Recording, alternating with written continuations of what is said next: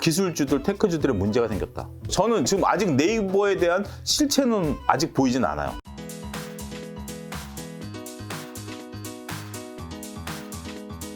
자, 다음 주에 넘어가면 국내에서 매출 대비 R&D 비용이 가장 높은 기업인 네이버. 그러니까 우리 여러분 이 R&D 비용이라는 것은 아까 전에 네이버가 그래서 뭐 인건비가 굉장히 높아졌다. 그런 부분들도 있는데 그거는 이제 좀 별개고 좀 결이 좀 다른데 왜냐하면 네이버가 인건비가 올라간 게 지금 성남을 이제 어떻게 보면 저는 이제 국내 실리콘밸리라고 부르겠습니다. 이게 개발자들이 지금 부르기 값이라면서요. 뭐 초임이 거의 뭐 7, 8천 정도 되고 그다음에 뭐 웬만한 개발자들은 연봉이 1억이 넘는 그런 상황인데 일단 R&D 비용이라는 게 전 깜짝 놀란 게 2021년 기준으로 봤을 때 매출액 대비 R&D 비용 그러니까 연구개발비 가장 높은 기업이 네이버였어요. 그러니까 절대 금액으로 치면 삼성전자나 뭐 현대차 이런 쪽들이 되지만 비중. 매출액 대비 20%가 넘어요. 24%가 돼요. 그러니까 예를 들어서 100억을 매출했으면 240억을 연구개발로 쏟아붓는 거예요. 야, 도대체 뭘 개발하고 있을까요? 저는 그게 궁금해요. 솔직히 얘기하면 그게 궁금해요. 두려워요. 그래서 저는 네이버가 두 가지 관점인데 하나는 지금 네이버 차트를 보면 공매도가 들어오기 참 좋은 차트예요. 공매도가 참 좋고 그다음에 앞서 언급드린 이번 1분기 때문에 어느 쇼크가 났다라고 보면 저는 네이버에 대해서는 일단 지금 매도 의견으로 좀 보립니다. 이 인건비를 이겨내지 못하면 네이버는 쓰러집니다. 왜냐하면 뭐 그렇다고 인건비를 줄여요? 그렇다고 인건비를 안 주면 이 사람들이 어디로 가죠? 딴 데 가겠죠. 딴 데 가요. 그렇기 때문에 네이버는 이걸 이 중요한 기조점에 섰어요. 근데 이 연구개발비가 어떻게 될까? 저는 또 한편 궁금하기도 합니다. 이게 과연 어디에 있을까? 지금 그렇죠. 카카오 같은 경우는 눈에 보이게 이제 막 여러 가지 기업들을 키워왔잖아요. 카카오 게임즈 해도 너무한 것 같아요. 오딘 상장시킨다면서요, 개발사. 그러니까 저는 여담으로 얘기한 게 카카오 나중에 떡볶이 순대도 상장시킬 것 같아요. 정말 카카오 좀 너무합니다. 좀 말씀드리고 네이버 같은 경우는 뭔가 좀 이렇게 보고 있어요. 그리고 제약바이오 중에서 연구개발비가 가장 높은 게 삼천당 제약이에요. 삼천당 제약이 뭐 하는 회사인지 아세요? 여러분들 이제 보시면 지금 이제 꽃가루 막 날리고 그러잖아요. 인공 눈물 넣으시는 분들 주위에 계시잖아요. 그 인공 눈물 만든 회사. 이런 거. 그러니까 이런 거 지금 어떻게 보면 진짜 간단한 거. 저는 이제 그쵸. 어디 가서 이렇게 표현했다가 혼났는데 소금물 같은 거잖아요. 정말 간단한 거고 이거 쓰다가 이제 던져버리는 건데 이런 건데 이게 영업이익이 높아요. 영업이익이 높고요. 근데 얘네가 제약바이오 중에서 연구개발비를 지금 가장 많이 쏟아붓고 있습니다.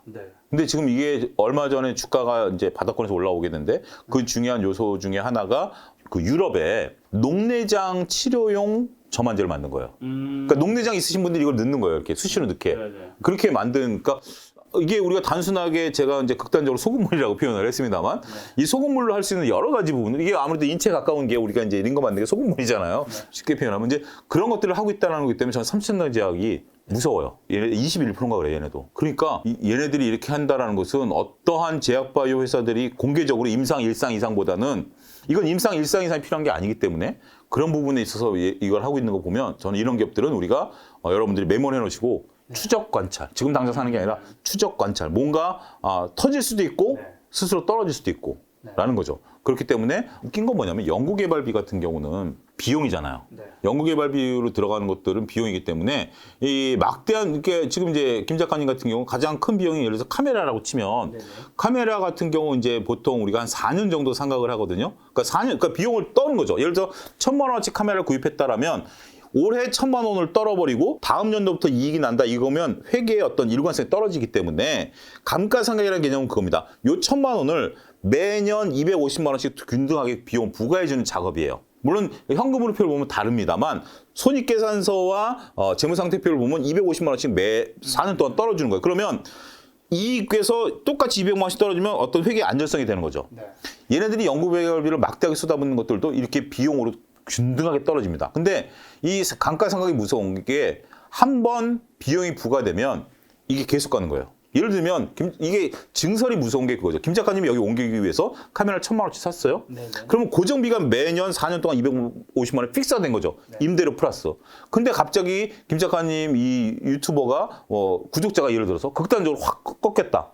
그럼 그 다음 해 수익이 안 들어오는데 비용은 계속해서 나가야 되는 거예요. 그렇죠. 내년도 나가야 되고. 우리가 그런 거기 때문에 이 증설을 선적하기가 쉽지가 않은데 얘는 지금 그 작업을 하고 있는 거죠.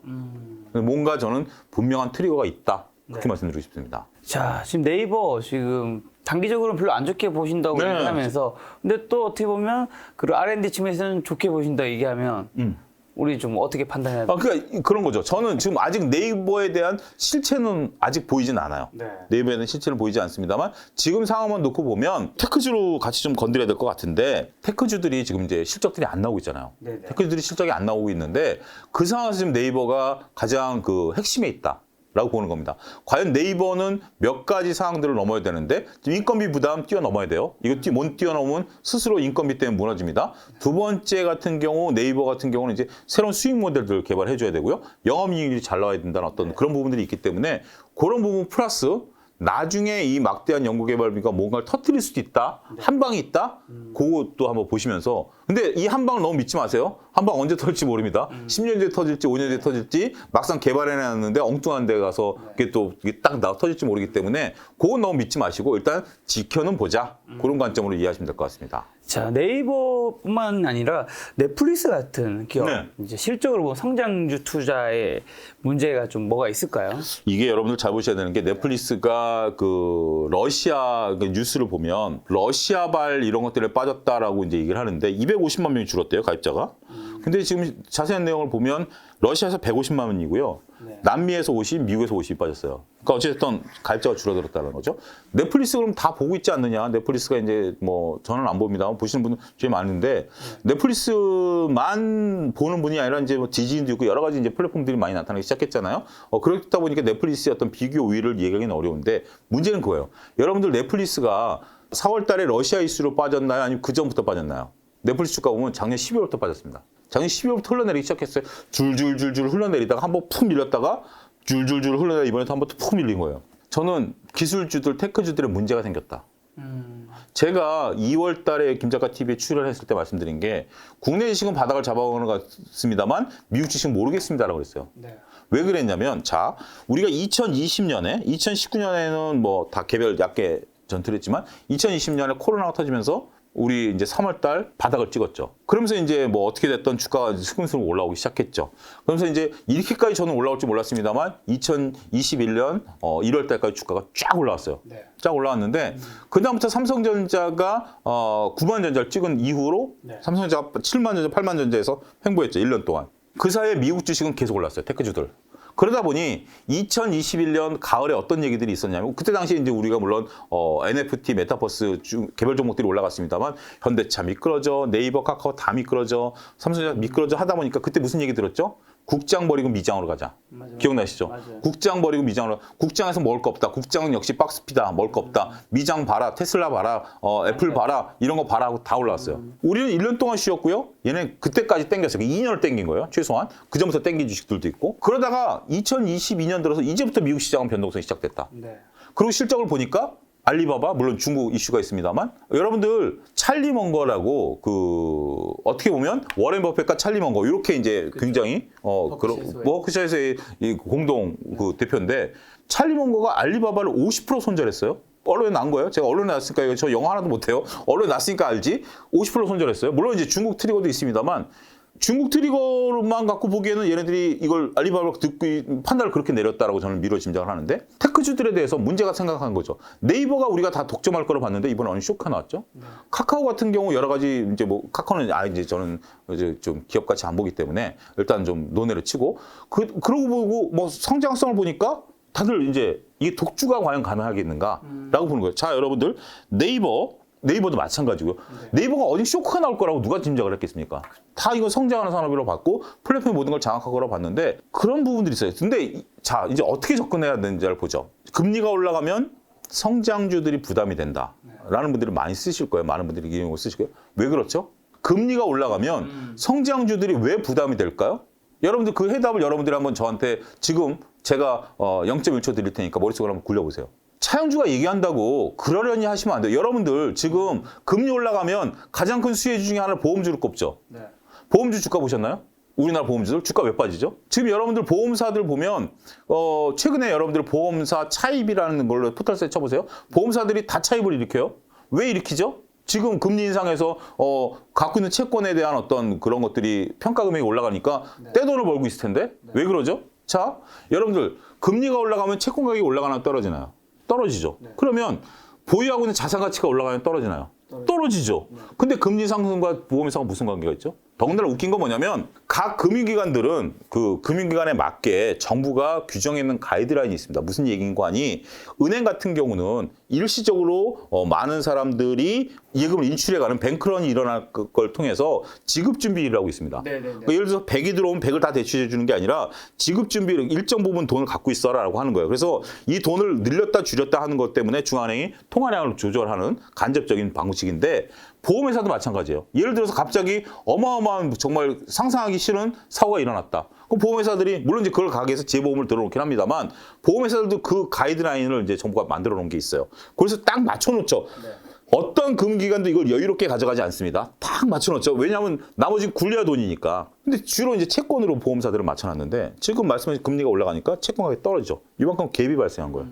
근데 지금 이 돈을 자체적으로 하려고 보니까 이미 다 대출 나가 있거나 막 이게 돼 있어. 그래서 지금 차입을 일으키는 거예요. 이걸 맞추기 위해서. 그러면 요 차입을 일으키는 순간 그 보험회사들은 요 차입금에 대한 이자 부담이 있을까요, 없을까요? 있겠죠. 근데 그런 얘기하는 왜 주식 전문가들은 없을까요? 여러분들 그걸 보셔야 되고 금리가 상승하면 성장주들이 피해를 볼 것이다. 왜 그렇죠? 그거 근본적으로 여러분 생각해 보신 분들이 있으실까요? 두 가지 관점 볼 수 있다라는 건데 전통적인 사고 방식과 지금의 상황을 놓고 본다라면 물론 이제 둘 다 이제 경제 이론으로 맞는 거죠. 전통적으로 성장주라고 한다라면 우리가 한 15년 전, 10년 전이라면 대표적인 성장주는 뭐였죠? 삼성전자, 현대차 같은 기업들이었어요. 막 그때 이제 삼성전자 치킨 게임에 이겨가지고 D램에 대해서 막대한 투자를 할 때요. 이거 성장주라고 봤어요. 그러기 위해선 대규모 설비 투자가 필요하죠. 그럴 때 차입을 막 일으켰어요. 막 차입을 일으키다 보니까 차입을 일으킨 상태에서 금리가 인상되면 그 차입금에 대한 부담. 그게 여러분들이 갖고 계시는 아마 기본적인 생각일 겁니다. 여러분들 주식하시는 분은 채권 공부를 하셔야 되는데 은행에서 내가 예금을 들었는데 이자를 2% 준대. 그러면 근데 주식에서 삼성전자를 갖고 있으면 최소한 4, 5% 벌 수 있을 것이야. 그럼 삼성전자를 사죠. 그렇죠. 근데 지금 금리가 올라가니까 은행에 맡겨도 지금 저축은행 제가 3%대까지 받는데 길거리에서 3, 4% 준대. 근데 지금 삼성전자가 4, 5% 준대. 그러면 삼성전자 투자하나요? 안 투자 안 해요. 그렇죠.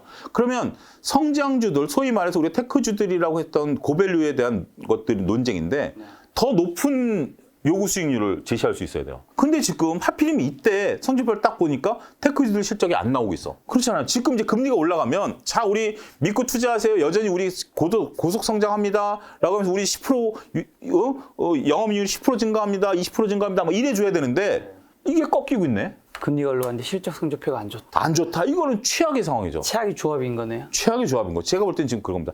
이게 딱 어떻게 보면 공교롭게 맞아 떨어진 것 같아요. 지금 테슬라는 저는 논외로 칠 때 테슬라는 이제 따로 뒤에 가서 말씀드리면 테슬라 제외한 다른 기업들이 실적들을 보면 이익 성장률이 꺾이기 시작했어요. 그래프라는 게 그렇죠.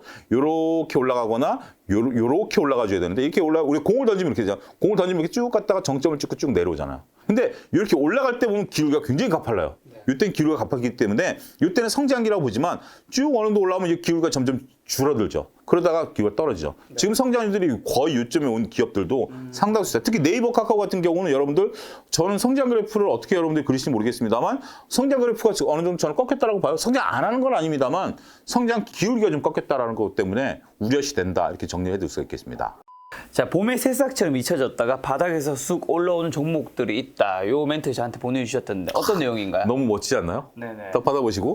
그러니까 저도 이제 그런 느낌을 받았어요. 이제 방송을 하다가 작가님들이 다 계시니까 이제 다양한 이제 뭐 코멘트를 부탁을 좀 받죠. 네. 그러면서 이제 딱 이제 뭐 보니까 지금 이제 밖에 나가면 이제 조금 늦긴 했습니다만 불과 한 1, 2주 전만 하더라도 밖에 나가면 벚꽃 피고 막 이럴 때 바닥에서 공원에 보면 새싹들이 올라오는 거 올라오죠. 매년 신기하잖아요. 정말 이런 새싹들이 여기서 올라온 파릇파릇하게 올라오는 거 보면 정말 그때마다 정말 생명의 경이로 뭐 이런 거 느끼게 되는데 그런 주식들이 있어요. 그러니까 바닥을 쫙 기면서 들어온 거 두 종목 말씀드릴게요. 앞서 언급된 삼천당제약. 여러분 차트를 한번 보시면 삼천당제약이 오랫동안 기었어요. 삼천당제약 말씀드린 것처럼 R&D 비용도 높고 영업이익도 좋고 눈물 치료제 누구든지 쓰고 있는 거 아는데 삼천당제약 주가를 보면 주가가 바닥에서 지금 딱 올라오고 있어요. 저는 이제 꽃은 아직 안 피었다라고 봅니다. 새싹이 올라옵니다. 새싹이 올라오는 모습들 확인이 되고 있다라고 말씀드릴 수가 있고 두 번째 오늘은 김 작가님이 저 안 주시는데 항상 올 때마다 커피를 주시는데 커피를 주시는데 동서 네네네. 동서라는 기업 여러분들 노란색 커피 몽지 아실 겁니다. 알죠.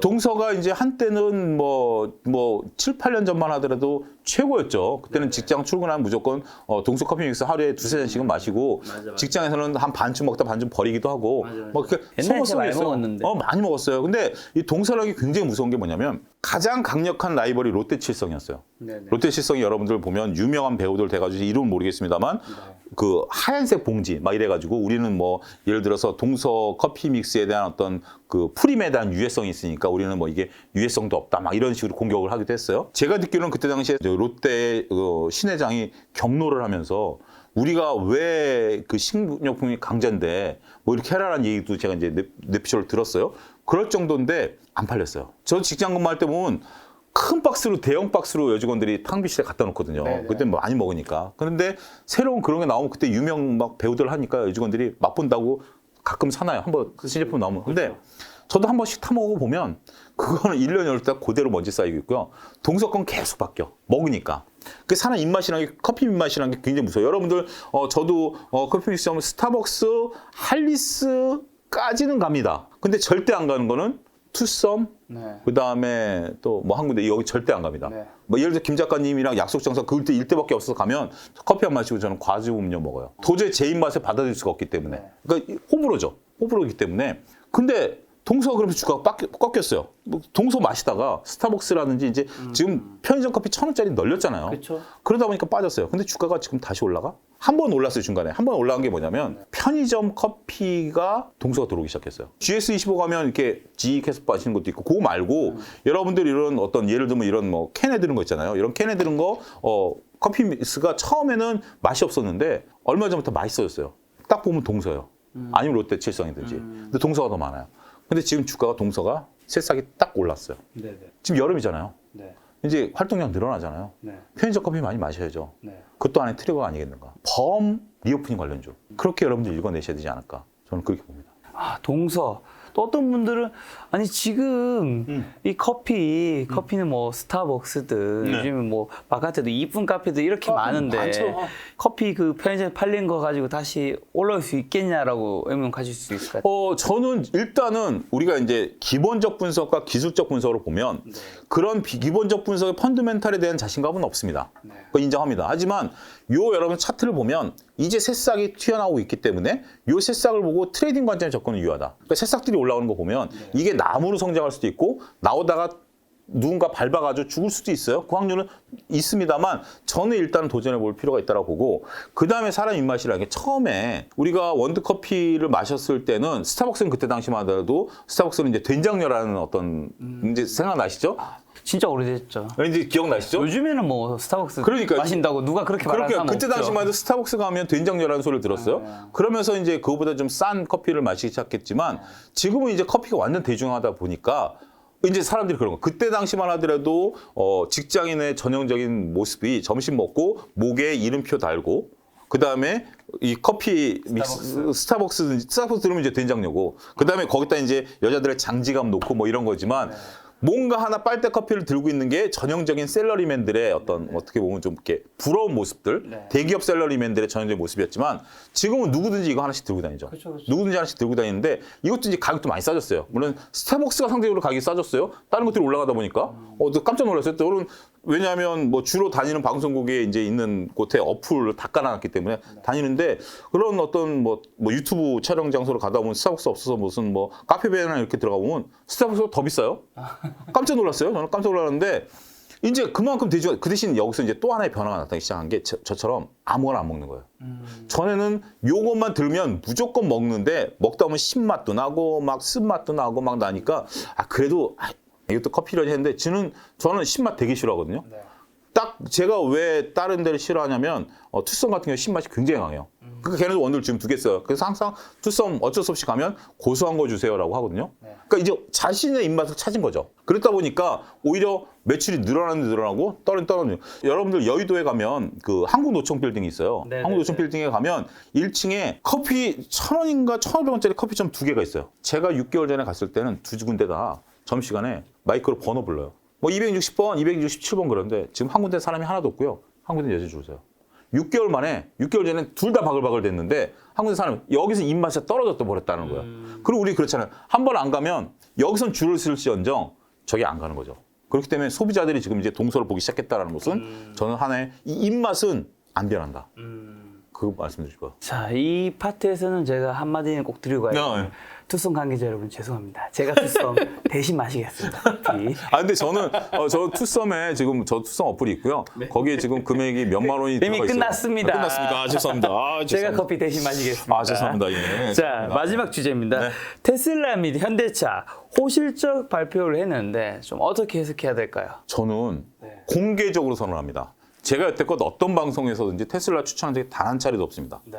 근데 이 김작가 TV에서 처음으로 제 비율을 바꾼다라고 말씀드리겠습니다. 아, 테슬라, 현대차 둘 다인가요? 테슬라만간인가요? 지금 테슬라만. 일단 테슬라만. 테슬라만. 일단 뭐 현대차는 세모. 네. 현대차는 전에는 X였다가 세모로 상향했고요. 네. 테슬라는 X였다가 동그라미를 상향했습니다. 동그라미. 동그라미 상향한 게, 전 테슬라를 저는 이제 재무제표를 보면 테슬라는 이제 매출과 매출 원가가 거의 비슷했어요. 그러니까 영업이익이 거의 안 났어요. 제가 초반에도 이제 다른 어떤 미국 주식하시는 뭐 유튜버라 이런 데 가면 이 영업이익이 안 나는 회사다. 얘네는 매출을 늘려야 된다. 규모의 경제를 키워야 된다라고 말씀을 드려왔고, 근데 테슬라는 이익이 났던 회사는 아니냐? 이렇게 반문하시는 분들은 영업의 손익에서 이익이 나서 이익이 났던 회사예요. 영업의 손익이라는 게 뭐냐? 환경보조금 뭐 이런 것들 때문에 이익이 났던 회사. 물론 초반에는 테슬라도 이제 규모의 경제, 그러니까 LA 공장밖에 없었기 때문에 지금 전 세계 지금 중국과 이제 유럽에도 공장을 이제 만들고 있는 상황인데, 그러다 보니까 이제 어떤 규모의 경제가 없었기 때문에 이익을 못 났었고 정부 보조금을 키운 거예요. 그러니까 이런 산업들은 정부 보조금을 주는 거예요.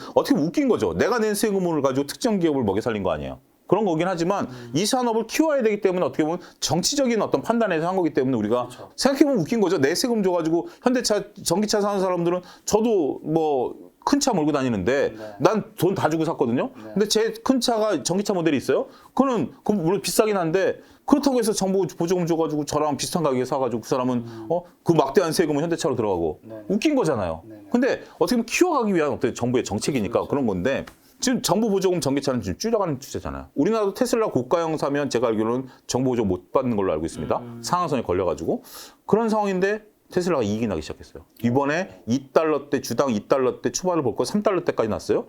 딱 보니까 영업이익이에요. 얘네가 드디어 이익을 내기 시작했어요. 뭐 기가팩토리니 뭐 이런 것도 다 떠나서 이익을 내기 시작했고, 그러면 이 막대한 이익을 가지고 테슬라가 갖고 있는 여러 가지 방향들을 보면 저는 글로벌 자동차 업계들이 긴장해야 된다. 이제부터는 가장 두려워하는 상황이 됐다. 테슬라 이익이 못 나게 막, 물론 뭐 현대차가 뭐 차를 못 만든 것도 아니고, 이번에 현대차 같은 경우 제네시스 모델이 워낙 많이 팔려가지고 제네시스 전기차도 그래서 전기차는 없잖아요. 제네시스 전기차가 있잖아요. 이거 몰기 위해서 현대차가 지금 하고 있는데 다행히 잘 팔리고 있어요. 인정합니다만 테슬라의 변신 저는 이제부터 시작될 수 있다. 주가가 1000슬라를 유지하느냐 넘어가느냐 이건 별개입니다. 별개지만 테슬라의 변신 이제부터 시작됐다. 저는 선언할 수 있다라고 말씀드릴 수 있겠습니다. 아, 선언할 수 있을 정도면 주가 향후 굉장히 좋게 보시니까 그렇게 선언할 수 있는 거잖아요. 근데 그 다음 문제를 이제 들어가면 현대차랑 같이 엮여서 봐야 돼요. 현대차를 같이 엮여서 봐야 되는 게, 현대차를 왜 세모냐고 했냐면 1분기 실적 잘 나왔어요. 정말 저 놀랐어요. 1분기 실적 잘 나왔어요. 물론 환율 효과도 있었어요. 여러분들 환율 효과는 버려야 됩니다. 그러니까 뭐냐면 기업이라는 걸 제가 아까 재무제표를 말씀드렸는데 연속성이 중요해요. 연속성이 중요하기 때문에 환율과 보조금을 영업의 손익으로 빼는 거예요. 그러니까 우리가 가장 중요한 매출과 매출 원가가 있고 영업이익을 따지고 왜 영업의 손익과 단기순이익을 구분하냐면, 가장 여러분들 중요시 봐야 될 것은 매출과 영업이익이에요. 근데 많은 분들이 보실 때 저도 그래요. 먼저 단기순이익부터 보는 건 사실이에요. 단기순이익 보는 건 사실이지만 단기순이익이 잘났다 중요한 게 아니라 매출이 늘어나고 영업이익이 늘어난 기업이 가장 좋은 기업입니다. 근데 지금 이제 현대차도 좋은데 환율 효과까지 더해져서 정부 보조까지 더해져서 영업이익이 더 났다? 이거는 제거해야 돼요. 환율이 지금 워낙 강세로 가면 어떻게 해요? 갉아먹는 거죠. 오히려 갉아먹는 거죠. 이제 변경될 수도 있고. 워낙 강세로 가면 갉아먹는 거기 때문에 그 부분은 차치하고 보더라도 유럽에서 잘 팔렸어요. 유럽에서 잘 팔렸어요. 그 부분은 인정합니다. 근데 제가 자동차에 대해서는 종합적으로 보는 것들은 말씀드릴 수 있는 게 뭐냐면 삼성전자랑 똑같아요. 자동차란 시장에서 제가 이거는 지난달에도 말씀드렸던 건데 다시 한번 말씀을 드리면 전 차가 한 대입니다. 그렇다고 해서 제가 전기차라든지 아이오닉 보니까 정말 이쁘더라고요. 아이오닉 보니까 이쁜데 그렇다고 해서 제가 제 차를 팔고 아이오닉을 살 수는 있지만 제가 제 차를 보유한 상태에서 아이오닉을 보유하기에는 현실적인 문제가 너무 큽니다. 그쵸. 주차 문제, 돈 문제는 어떻게 보면 가벼운 문제 있어요. 주차 문제, 보험료 문제, 여러 가지 신경 써야 될 것들이 많아요. 그리고 굳이 차 2대가 필요하지 않죠. 2대가 필요하지 않는 거죠. 일반적으로. 그러니까 지금 제가 왜 굳이 이 비유를 드리냐면 이게 굉장히 중요한 건데 전 세계 자동차 시장이 늘어날까요? 줄어들까요? 전 세계 자동차 시장이 저는 딱 고정돼 있다고 봅니다. 늘어날 수 있는 것은 중국과 동남아시아, 아프리카 이런 쪽은 늘어날 수 있죠. 근데 미국이라는 유럽에서는 거의 비슷한 수준에서 왔다 갔다 할 것 같아요. 근데 지금 자동차 회사들 여러분들이 보면 숫자에 속지 말아야 되는 것 중에 하나가 전기차가 꾸준히 팔린다라고 얘기하고 있습니다. 그만큼 화석 연료가 줄어들고 있는 거죠. 그렇죠. 그러니까 전 세계 자동차 숫자가 100대가 이제 어떤 선진국들이 100대라고 한다면 지금 전기차는 지금 정확한 점유율을 모르겠습니다만 20% 미만일 거예요. 한 10% 정도라고 치면 100대 중에 10대는 전기차예요. 근데 이게 20대, 30대, 40대 지금 언론들은 이것만 얘기해요. 근데 그만큼 화석 연료가 줄어들고 있는 거예요. 화석 연료 줄어들고 있는 거예요. 그러니까 말씀드리면 교체 수위가 오면 저도 지금 핸드폰 같은 경우 이번에 폴더를 바꿨는데 3년 전에 썼어요. 전에. 그러니까 교체 수위가 와서 제가 폴더본을 바꿨지 폴더본으로 하기 위해서 기존의 휴대폰을 팔고 바꾸지는 않았다는 거죠.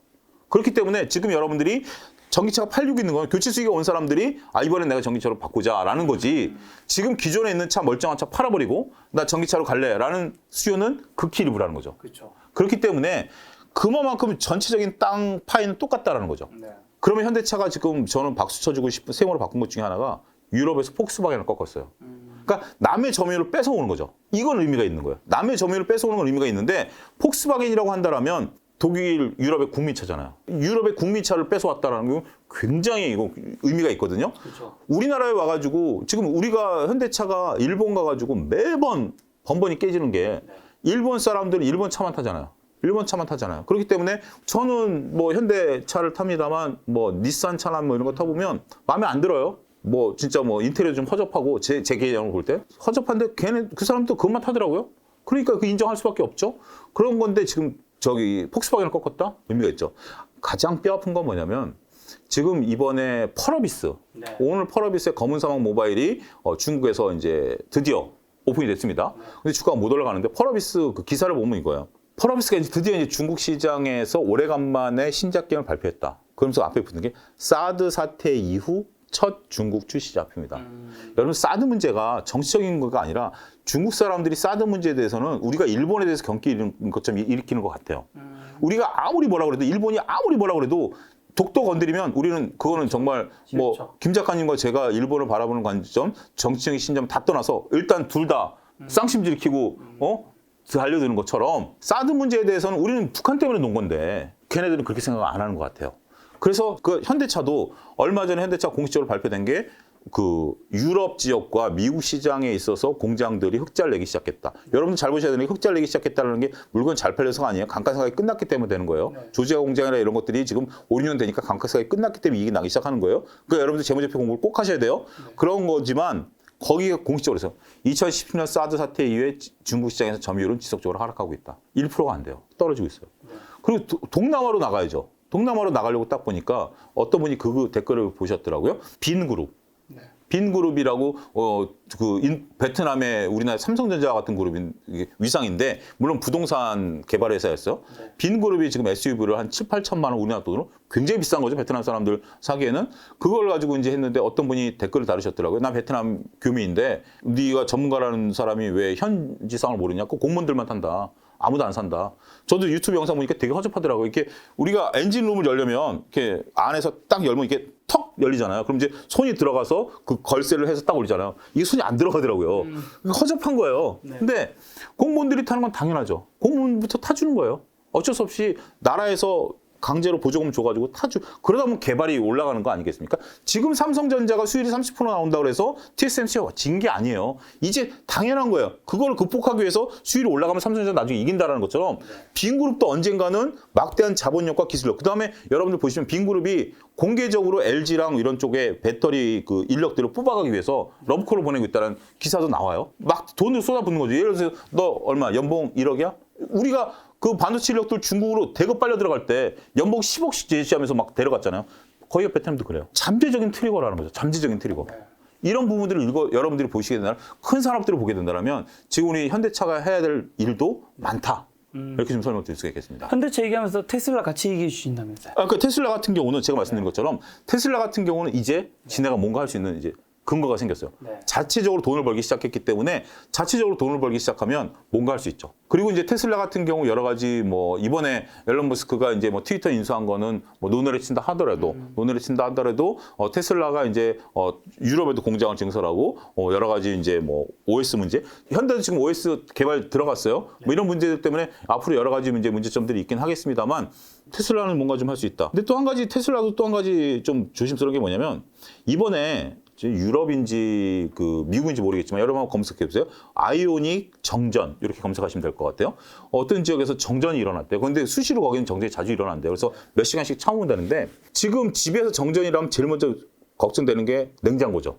냉장고 걱정되고 더울 땐 에어컨 안 돌아가면 사람 돌아버리는 거죠. 거기는 그걸 대비해서 태양광을 많이 설치하는데요. 집들마다. 근데 그때 비가 내리고 뭐 해가지고 태양광 충전지가 충전이 안 됐었던 상황에서 정전이 딱 벌어진 거예요. 꽤 당황했죠. 그러면서 딱 떠오른 게 아이오닉은 캠핑 가면 여러분 선 연결해서 전기 끌었을 수 있어요. 그거를 그 딜러가 얘기한 걸 듣고 그 선을 해서 집으로 연결해가지고 몇 시간 동안 에어컨 돌리고 냉장고 돌렸대요. 네. 그러니까 아이오닉은 건전지예요. 전 세계에서 유일하게. 네. 어떠한 자동차도 테슬라도 건전지 아니에요. 아이오닉만이 건전지예요. 이게 바로 현대차의 내공이죠. 테슬라가 여러분들 뭐 여러 가지 OS 문제를 가지고 했다는데 테슬라의 어떤 저도 이제 보니까 단점이 뭐냐면 몇몇 단점들이 있어요. 풍자음이 그렇게 심하게 들린대요. 그러니까 차를 몰고 가면 바람 소리가 그거 못 잡았어요. 그러니까 어떤 디테일한 걸 못 잡은 거죠. 그게 테슬라의 한계인데 지금 현대 같은 경우는 오랜 업력이 되다 보니까 지금 제 차 같은 경우 현대차인데 창문이 이중창이에요. 저도 몰랐는데 뭐 누가 얘기해서 보니까 그러고 보니까 옆에 오토바이가 지나가도 정말 크게 소음 아니면 안 들려요. 그러니까 이제 예를 들면 그거죠. 횡단보도에 딱 서서 이제 바람 소리로 창문을 열면 걸어다니는 사람들 소리가 막 들리는데 창문을 딱 닫으면 귀가 딱 조용해져요. 이게 현대차의 어떤 디테일함이죠. 그런 부분들 때문에 이런 부분들과 이제 디테일 싸움으로 들어가는 것 같아요. 아이오닉의 어떤 그런 변화 이런 것들 그리고 테슬라는 지금 막대한 자금이 이제 들어오기 때문에 이것을 가지고 또 할 수 있는 펼치는 거 정말 우리는 제일 좋은 싸움 구경을 할 수 있다.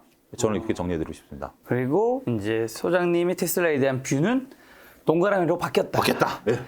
자, 지금 4월 말이고 이제 또 소장님과 5월 말에 뵐 텐데 네. 5월 이제 뵙기 전에 네. 뭐 투자 포인트 및 변수만 마지막에 딱 짚고 넘어간다면.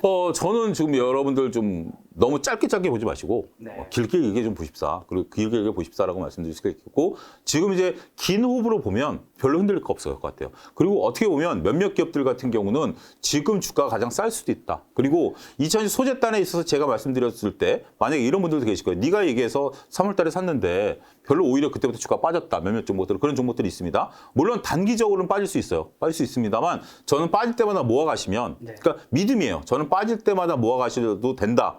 저도 아직 그 뷰가 변함이 없고요. 서로 만약에 제가 뷰가 바뀌면 말씀드리겠습니다. 자신 있게. 그럼 제가 사과 방송하고 말씀드리겠습니다만 지금 저로서는 아직까지 저도 이제 보는 거예요. 저도 이제 느긋하게 하지만 항상 보는 거죠. 내가 지금 갖고 있는 논리들이 뭔가 잘못된 게 없는가. 내가 갖고 있는 논리가 뭔가 없는가. 이렇게 보는데 그 논리가 변하게 되면 가장 먼저 말씀드리겠습니다. 아직까지는 여러분들 걸쭉한 주식 보십사 말씀드리겠습니다. 알겠습니다. 오늘 만날 뵐 손님은 최영주 소장님이었습니다. 지금까지 여러분 소중한 시간 함께 해주셔서 정말 감사합니다. 오늘도 김 작가였습니다. 고생 많으셨습니다. 예, 감사합니다.